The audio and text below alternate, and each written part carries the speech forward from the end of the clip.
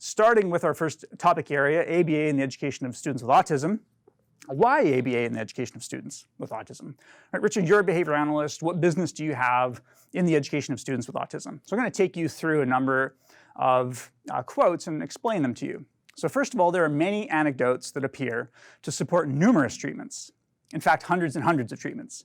ABA stands out because of its foundation in the collection and review of direct observational data. So one of the realities is, and for those of you who are parents in the audience, you've probably been through this, where you receive your child's diagnosis with autism and you're reeling from that diagnosis, but you also feel pressure that you need to move forward and come up with an action plan. You know, if you live in British Columbia, you have access to the autism funding and you can spend that on professional services and you need to get services going. So it's natural that once you have the diagnosis that you go home, and what's the first thing most people would do? You Google autism therapy. And what you will get are literally hundreds and hundreds and hundreds of different autism treatments. And many of them will have anecdotes saying, well, we tried this thing and it totally changed our child's life and trajectory and it's wonderful. There are a lot of things out there that sound great. They have curb appeal, certainly. They may have anecdotes of individuals who say that it worked, but anecdotes are not research, they're not evidence. The vast majority of the things that are out there that are Googleable are not evidence-based practices. They don't have the research to support them. But there are more and more individuals with autism, and there's funding available to seek treatments. And so there are more things that are being touted as miracle solutions, right, that are competing with evidence-based practices. So even though there are all these anecdotes, they really don't stand up to the rigors of scientific inquiry, right? ABA stands out because of its foundation in the collection and review of direct observational data, right? Meaning we go in and we specify what we want to see our students learn, and we teach those using evidence-based practices, and we can take data to show that this is working, and if it's not working, we can make changes, right? So data is pretty important and fundamental. It's built into the structure of the IEP, and we will get to that in the last hour tomorrow very specifically. Research has shown behavioral treatment of autism to be the most effective method, period. This is true from a number of independent sources. You see some of them cited there, including the National Autism Center, and I'll talk about that. The US Surgeon General, very famously, back in 1999, recognized applied behavior analysis as the gold standard intervention for students with autism. I want to talk for a moment about the National Autism Center, the NAC 2009-2015 reference that you see there. The National Autism Center is an organization in the United States, and in 2019, and they updated it in 2015, they got together a group of interdisciplinary professionals from a wide range of disciplines who are notable for their research and practice supporting students with autism. And they had these professionals come up with a set of criteria that you could apply to research, right? If people said, well, there's some research that shows that this tactic seems promising, well, let's apply this criteria to it and see if it is up to snuff, essentially. And the criteria yields one of three conclusions. Either it meets the NAC's multidisciplinary research criteria, and it goes into the category of established treatment, right? Established meaning it has sufficient evidence to show, multiple studies and sufficient evidence to show that it brings about very specific benefits to students with autism. Or research could, when you apply the criteria to the research on a particular intervention, it could wind up in the middle category, which is the emerging treatments. And emerging means there is some research, but there isn't enough yet to trigger the algorithm to meet criteria to go into the established category, right? So category A is established, and it's a fairly small category. Category B is emerging, and it's a bigger category because there's more things out there showing potential across a number of professional domains.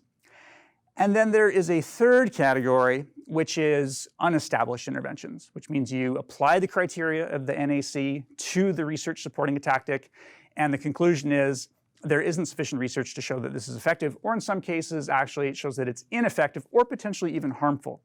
And it's really interesting. I'm not going to go too much further down the NAC rabbit hole, but it's freely available for you to access online, National Autism Center Standards Report. And it's particularly helpful to special educators to determine what are practices that are evidence-based, and and this is a reputable source to help you figure that out. And for parents as well, when you're choosing how to allocate your limited treatment funds and precious time, right? You don't want to be wasting time. Arguably, you want to be allocating more towards the established interventions or potentially some of the emerging and avoiding the unestablished. And when you look at the unestablished, there are some fairly popular things that people do that are on the unestablished, right? So despite the fact that something like the NAC has shown that they're ineffective or potentially even harmful, they remain popular. So it's important to educate yourself around those things. And actually at the top of that list is regular educational tactics, right? Regular educational tactics are not a research-supported or evidence-based practice for educating students with autism, right? They need, by definition, special education, which is why they have an individual education plan. And if you look at the last thing I'll say about the NAC standards report is if you look at the established treatments, off the top of my memory, I think there are 11 established treatments. 10 of the 11 are behavior analytic interventions or behavior analytic derivative technologies. Right, 10 of the 11. So it's mostly favoring behavior analytic approaches to educating children with autism. And again, the NAC is a non-denominational, neutral party who is coming to these conclusions. I'll talk a bit more about those types of resources that are available to help you sift through what is evidence-based from non-evidence-based tomorrow. But I wanted to point that out. ABA, Applied Behavior Analytic Educational Methods, have demonstrated effectiveness for preschoolers. You'll see my name in the reference there. It was my doctoral dissertation, where we looked at various educational preschool programs for students with autism. And of course, that's where it all started, was early intensive behavioral intervention, ABA preschool programs, home programs for students with autism that the research showed could bring about unprecedented change that hadn't been thought possible before the advent of that literature. I'll talk a bit more about that shortly. And there's been much more research, hundreds if not thousands of studies over the last several decades showing that this is the case, but we're not limited just to preschool interventions. I started in preschool interventions in my career, and I primarily work in the K-12 system these days. So there's also a lot of research showing that it works for school-age children, and that is from kindergarten all the way through grade 12. And there it will depend on the child and depend on the age and depend on the need, right? It won't look the same for everybody, but ABA-based educational methods are effective across the age range through school.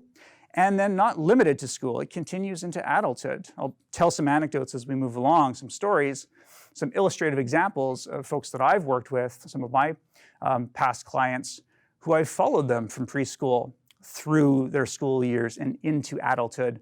And there's a tremendous amount of effective application of behavior analysis to people after high school, whether they're going on to university or we seek to enable them to become taxpayers and have real work for real pay and to live independently or whatever the future holds for them. In fact, a number of years ago in our undergraduate program in Applied Behavior Analysis and Autism, we have our own department at Capilano University, one of our advisory panel noted this and said, you know what, most people kind of focus really on the younger kids, but this applies across the age range. And as a result of that observation and recommendation, a number of years ago, we added a course into our undergraduate sequence on ABA interventions and supports for adults specifically, not just across the lifespan, but for adults with developmental disabilities, where we address all domains of adulthood. All right, so it's not just limited to early intervention. ABA makes meaningful changes in people's lives through the use of procedures that have been demonstrated to work. So there's two things that strike me there. One is procedures that have been demonstrated to work. This is effective tactics, right? And when it comes to the IEP, you want effective tactics, effective educational tactics to bring about the desired skill acquisition, the learning that the IEP identifies as a priority. And that it says ABA makes meaningful changes in people's lives, right? We are not trying, I'll probably jump up on the soapbox a number of times to really stress and make clear that we are trying to primarily benefit the student, the learner, the individual, right? The goal of applied behavior analysis intervention is to result in change that benefits the person, right? And arguably that is the purpose of the IEP as well, even though it can seem kind of laser focused within the year where we just want to make these changes this year, these gains this year. It is part of a long-term process, and the outcome of that process is that the person has the best quality of life possible, right? I'm going to probably get in a habit of going, right, as though you're right there nodding along with me. I could just picture you at home on your couch or in your school, you're nodding along with me. Behavioral treatment or behavioral education, pick the term you like best, is effective, has the potential to be life-changing, and early investments may produce significant cost savings in the future. That particularly refers to early intensive behavioral intervention, kind of where it all started, where kids received anywhere from 25 to 40 or more hours per week of one-on-one instruction, very intensive for 2 or 3 years, and it showed remarkable changes and gains that could be achieved with that. And if you think about it, the more skills somebody learns, the more independent they are, the less dependent they are on external supports. External supports cost money. So one of our goals as a behavior analyst, as a special educator, for all of you as educators, for you as parents, is for your students, for your child to acquire the greatest repertoire of skills so that they can be as independent as possible. And with that independence comes less need for other supports, right? So there's been some research that's actually calculated this into dollar amounts. If you invest in really intensive intervention early on, which is expensive, right? In British Columbia, we get $22,000 per year for kids under 6. That was never intended to cover the full cost. There was a study done in Ontario quite a while ago, perhaps over a decade ago, and I believe the number that they identified was around $50,000, $60,000 per year back then, in terms of the investment that's required to bring about the most significant possible change in early intervention. And if you can achieve that early, then, and if that progress continues on that trajectory, then there would be less need for more intensive supports across the lifespan, right? So that's something to be thinking about and has the potential to be life-changing. I think about some of the students who I work with, where I think about life-changing. And certainly it's changed my life, right? I got into this field thinking I was going to be a school psychologist. School psychologist seemed like a good direction to go after getting a bachelor's degree in psychology, because really with a bachelor's degree in psychology, you're not qualified to do anything except get a part-time minimum wage job or get more schooling. So I figured I'd be a school psychologist. And in order to become a school psychologist, it kind of makes sense that when you apply, they want to see that you've worked with kids on your resume. And so I actually started working with kids with autism so that I could put it on my resume and become a school psychologist. But this is kind of my ABA origin story. After 6 months of doing this work with 3 preschool kids with autism, it totally changed my life, because I could see the power and effectiveness of what we were doing. It was very reinforcing to go in and see that these 3 young kids were learning what we were teaching them, and they weren't learning a whole lot else outside of our very effective instruction. They weren't learning it kind of naturally, but the more they learned with effective instruction, the more they could start to benefit from less structured supports, right? So that totally changed my life. So it had this life-changing impact on me, and it made me want to do this and do this type of work and to help children achieve this type of change. And I think about some of the students that I've worked with longitudinally, and I'm very thankful that I have the benefit of having worked with a number of clients, students, longitudinally, meaning I met them in preschool and I worked with them often with a home team before school, and then when they went into the school system, continued to work with them. We may have had a home team at home and I worked with the school, or I just worked with the school, and I've worked with a number of kids from preschool into kindergarten, all the way through grade 12 graduation. I sat in the audience for their grade 12 convocations. And they've now gone on to do other things, including getting their driver's license and driving and getting jobs and going to university. I think of one guy in particular where when I met him, shortly before he entered kindergarten, he didn't speak. When he went into kindergarten, he basically didn't go into the kindergarten class much at all that first year. He wasn't capable of going in and being successful. He had 2 EAs, one who was always with him, and another who was in running shoes with a walkie-talkie backup, because he was a flight risk, and they would get the call and have to run after him and make sure that he was safe. And that's where we started. And he is now in his 20s. He's graduated from high school.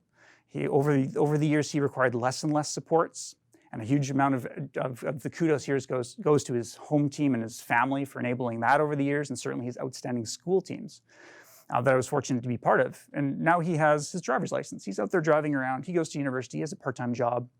Another student who I worked with, I met him in preschool, and he went into the school system. He had a better start to the school year, but after a couple of years, things were not going well in school. His parents actually decided to pull him out and do several years of homeschooling before he went back into the regular education setting. And at the end of his story, where his story is at now, he was valedictorian of his graduating class. He got a union job when he was 18 of his own accord. He went into the interview, nailed it, started making like $27 an hour at 18. He's very proud of himself. We were proud of him too. He's off to university living in residence, which is a very social environment, and he's having a great time. Right? Now, certainly not all of the students I've worked with longitudinally achieved those outcomes. They have not all graduated by meeting academic requirements and gone off to university or gotten their driver's licenses. Those ones really stand out. But if I think about across the autism spectrum, the other individuals who I've worked with who haven't achieved those outcomes have still achieved really life-changing outcomes for themselves, right? For example, a student who was just characterized and known for constantly screaming and being upset through most of elementary school. Now moving into high school, being more calm and collected and able to kind of assess the environment and make sure that if it's a quiet environment that he'll be quiet. And he knows he's kind of learned public and private. He can go to his bedroom or quiet places and engage in behaviors that he knows that are not really welcome in other places that inhibit his success. He's able to have a number of part-time jobs. And his parents look at this and go, wow, can you believe where we've come? He's still very heavily supported, but where he's come from has been life-changing, and the families are able to look back on that. And I can tell more and more stories like that. There are always these differentiated outcomes across the autism spectrum. Moving on, so given all of this, if you're seeking the best available education for students with autism, it kind of makes sense then. Why wouldn't you turn to science and go, what does the research show? Go and look at something like the National Autism Center Standards Report to see when they, as a neutral third party, evaluate the research, what are their conclusions? And go where the data guides you, right? Versus phenomenology. And I'll talk about phenomenology tomorrow. Phenomenology is just going with what feels good, essentially. And one of the challenges, though, is the research supports things that are often hard work, right? ABA isn't a miracle solution. ABA isn't quick, it is not easy, it's not inexpensive, it's teaching, right? ABA for kids with autism is essentially effective instruction, which means getting in there and doing a lot of teaching. And it can bring about a change, certainly, but it might be slow. It might be a lot of work before you get there. And now if you go on Google and you look at all the other things where you could allocate your resources, there's a lot of other stuff that has more curb appeal. It looks easier, it's more attractive. And so it's often difficult for things that the science and research supports to attract the attention that they deserve because they're effective, because it's competing with all this other stuff. However, a review of the research on the best educational or treatment outcomes for students should lead you naturally, if you follow the data, to say, it makes sense that we have ABA, some behavior science involved in our education plans, right? Which always brings us back to our topic, individual education plans.